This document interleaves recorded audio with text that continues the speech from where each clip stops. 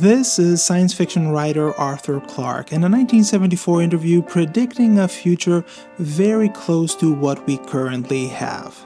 The big difference when he grows up, in fact, if we wanted to wait till the year 2001, is that he will have in his own house, not a computer as big as this, but at least a console through which he can talk to his friendly local computer and get all the information he needs for his everyday life, like his bank statements, his theater reservations, all the information you need in the course of living in a complex modern society. This will be in a compact form in his own house.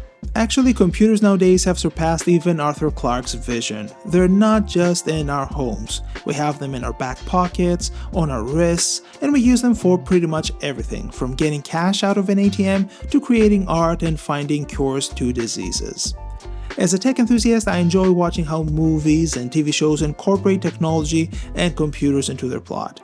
While some have these wild ideas entirely divorced from reality, others are surprisingly spot on.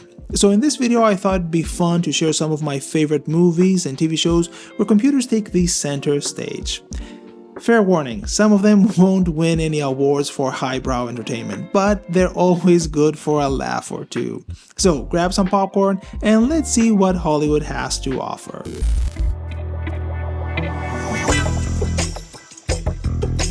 Colossus is a classic science fiction film from the 70s, a decade that produced some of the most fascinating and nihilistic movies in the history of cinema. The movie was ahead of its time in exploring themes related to artificial intelligence and its potential consequences. Set during the height of the Cold War, it depicts a scenario where the United States and the Soviet Union both develop supercomputers with the intention of managing their nuclear arsenals. Once though Colossus and Guardian become sentient, they start developing their own agenda. As they learn from each other, they quickly take control of the world's nuclear weapons and they start imposing strict control over their creators. Despite the classic tropes of visualizing computer activity and processing power through the use of a gazillion blinking lights and buttons, the atmosphere and the way things unfold is very nicely executed and feels grounded to reality. With the current developments in AI, the movie is now more relevant than ever, highlighting the risks associated with that technology and the consequences of AI surpassing human control.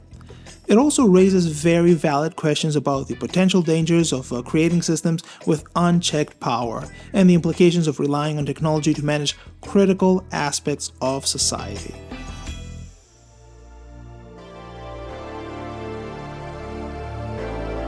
"14 years after Colossus, AI was still very much on the minds of screenwriters, but this time the stakes are much lower. Electric Dreams is a weird fusion of romantic comedy and drama. The film centers around Miles, a young architect who decides to purchase a personal computer to help him organize his work and personal life. After spilling some champagne on it, the computer becomes sentient. Yeah, just go along with it, because it's about to get a whole lot crazier. The computer develops the ability to learn and communicate in a human-like manner, actively helping Miles to woo his neighbor Madeline. But slowly, the computer starts developing feelings for her as well. And thus, a love triangle between a man, a woman, and a computer begins. As Edgar the computer becomes more sophisticated, his infatuation with Madeline grows, leading him to interfere in Miles and Madeline's affair. The movie doesn't know exactly what it is. Is it a comedy? Is it a drama? A romantic movie? Or some commentary about technology? There's this constant tonal shift that sometimes feels a bit jarring, but the movie rewards us with some wacky ideas and incredible cinematography. There are so many beautifully shot sequences, married usually to some of the hottest 80s songs. Giorgio Moroder, Culture Club, Jeff Lynne, they're all there. There's one sequence in particular where Miles teaches the computer what love is, with the aim of helping it write a love song for Madeline. I don't know what love is, you never told me. As the computer starts writing the song, we get this flashy sequence with the most brilliant camera moves I've seen in an 80s movie. They just come out of nowhere.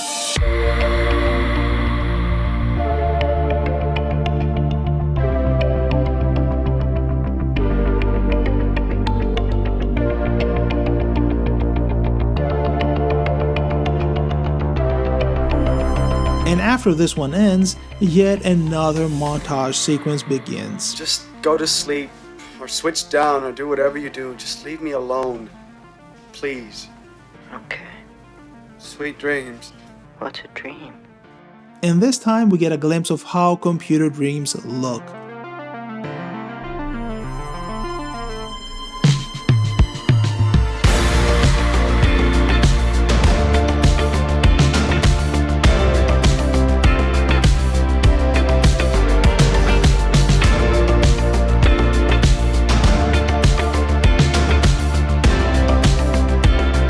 This sequence has some really cool and inventive visual effects that blend live-action footage with animation and computer-generated imagery.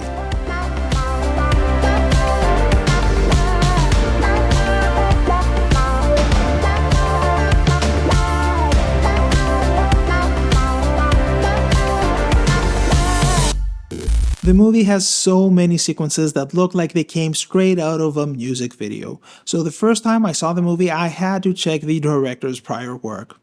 And as expected, Steve Barron, the director of the movie, came from the music video industry. Barron has directed some of the most iconic music videos of the 80s, Michael Jackson's Billie Jean, Dire Straits' Money for Nothing, and my absolute favorite, a-ha's Take on Me. Even though I wouldn't consider Electric Dreams high art, it certainly has its moments, and it's worth at least a watch. It has gained a cult following, and it's really refreshing to see the director playing around with the medium and throwing everything at it. It might not always work, but I'm more than fine with that. Another thing worth noting here is that Electric Dreams is one of the first movies where I've seen a smart home on display. I remember being amazed by that, and thinking about it nowadays, this would have been prohibitively expensive.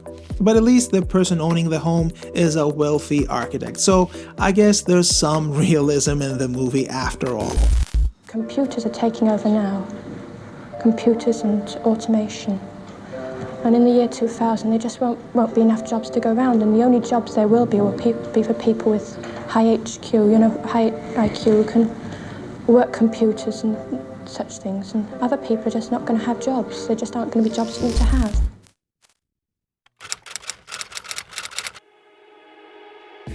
Matthew Broderick's room in War Games has easily thousands of dollars of equipment. I was so jealous of that room. The plot revolves around a kid played by Matthew Broderick who inadvertently hacks into a military supercomputer while searching for video games. Thinking he's playing a game, Broderick's character almost starts World War III. Let's play Global Thermonuclear War. The film explores the potential dangers of computer systems controlling nuclear weapons, the dangers of AI, and what the roles of man and machine should be. That's quite a list coming from an 80s PG flick. It's interesting to see so many movies exploring AI way before computers were even remotely capable of any heavy computation tasks. War Games was also a great introduction to computer hacking and cybersecurity, things that very few people were aware of back then.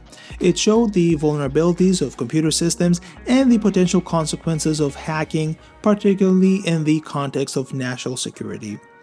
Governments from all over the world are now taking these threats seriously, spending incredible amounts of money on cybersecurity. So seeing popcorn movies from 40 years ago exploring these themes is quite fascinating.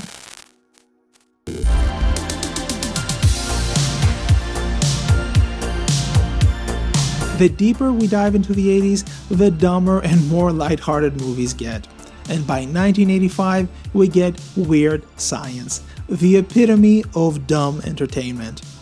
I'll only mention it in passing because here the computer only serves as the catalyst for the central plot of the film. It's embarrassing to even mention the plot, but here goes. Two socially awkward high school students decide to create the perfect woman using a computer and a Barbie doll. Through a combination of hacking into government systems and I guess magic, they managed to bring to life a beautiful and intelligent woman, played of course by the stunning Kelly LeBrock. The only thing remotely realistic about the movie is the fact that in order to create Kelly LeBrock's character, they have to feed the system with as much data as possible, which is how AI systems are actually built nowadays. According to the New York Times, in late 2021, OpenAI, the startup behind ChatGPT, ran out of data for training. They had used all the English text on the internet, and they were looking for other sources to feed their system. So from that perspective only, weird science is realistic, but that's as far as we can go with that argument. What's worth mentioning here are the great visual effects that can be seen throughout the movie. The sequence where the two boys bring Lisa to life is the first that comes to mind, and in that sequence they use pretty much every single type of effect possible. Practical, optical, computer-generated imagery, everything that was available back then was used in that sequence. And of course, at this point I have to mention the stereotypical way of visualizing hacking.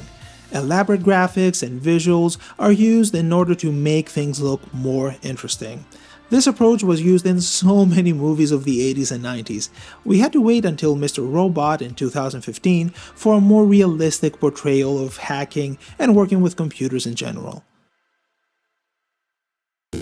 So then it came time to hand in the assignment. He's walking by everybody's desk. People are turning in their assignment. He gets up to my desk. I have nothing.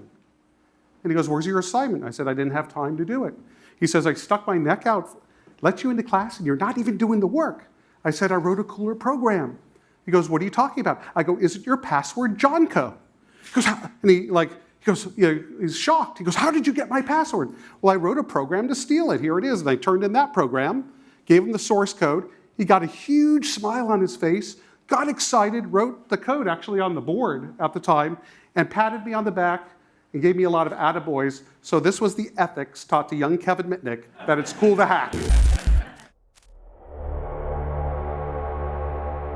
If we fast forward to the 90s, we slowly get back to more interesting and subtle ways of incorporating computers into a movie's plot. Even though The Net is a typical 90s thriller, it has some nice ideas at its core. The movie follows Angela Bennett, a programmer who receives a disk with a program that allows its users access to any private area on the internet. As Sandra Bullock's character begins to investigate who's behind this, she becomes entangled in a conspiracy orchestrated by cyber criminals. In the process, her identity is erased and replaced with that of a criminal. Framed for crimes she didn't commit, she has to use her computer skills to reclaim her identity and uncover the truth. The movie's themes around identity theft and our dependency on technology describe present day quite accurately. Back in 1995, when the movie was released, the plot seemed very far-fetched, but nowadays electronic theft is part of our daily life. It might not be to the extent the movie portrays, but card and account theft is certainly very much here. I love how the movie portrays computers as this empowering but also dangerous tool. Sandra Bullock's character, for example, works remotely from home, and she can do that because the computer allows her that freedom. We even see her character order a pizza online, something that just seemed wild to me back then. Her over-reliance to her computer, though, leads her to a solitary life. We get a sense that her character is somewhat isolated and disconnected from real-world relationships. The movie, of course, is guilty of using the typical tropes to make computer sequences seem more exciting. Even though in some sequences they do try to be realistic, they quickly revert back to flashy visuals, with the highlight being the use of a Photoshop filter to showcase a system getting destroyed.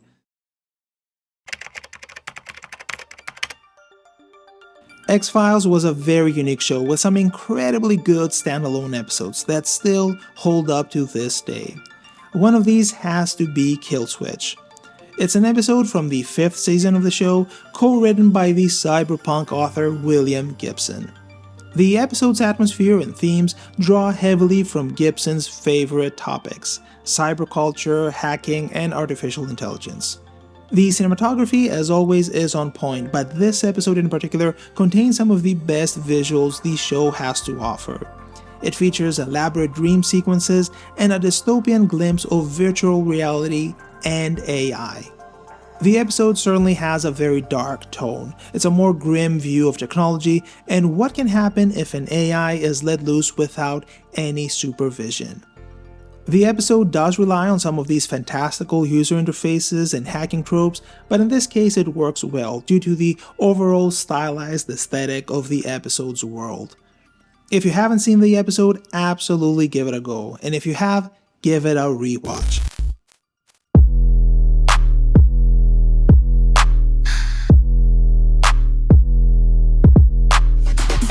This video wouldn't be complete without me mentioning Mr. Robot. The show follows a cybersecurity engineer and hacker who becomes involved in a conspiracy to take down corrupt corporations and dismantle the financial system. In the process, the character has to battle his own demons and figure out what is real and what is not. What I find most fascinating is the show's dedication to portray computing and technology in a realistic way. The tropes of the movies and TV shows of the 80s and 90s are completely gone. We no longer have imaginary operating systems or elaborate graphics to visualize computer tasks. The show accurately represents operating systems and software commonly used in the cybersecurity and hacking community. For example, characters interact with Linux-based systems, command line interfaces, and specialized software tools for penetration testing and exploitation. The protagonist is frequently shown writing scripts and code to carry out various hacking tasks, and the code snippets shown on the screen are often accurate and relevant to the action. One of my favorite things though is how much of a big role social engineering plays in this show. The characters frequently manipulate people in order to gain access to a system, which is how the majority of hacking happens in real life too. In one instance, one of the characters drops USB sticks in a parking lot, hoping that someone will pick one up and use it on the computer they aim to hack. This is based on an actual real-life hacking incident that was also successful.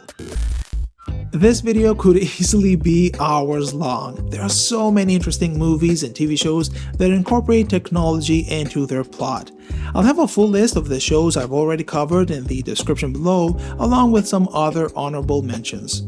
Halt and Catch Fire, for example, is one of them, but there's a ton of other good shows too.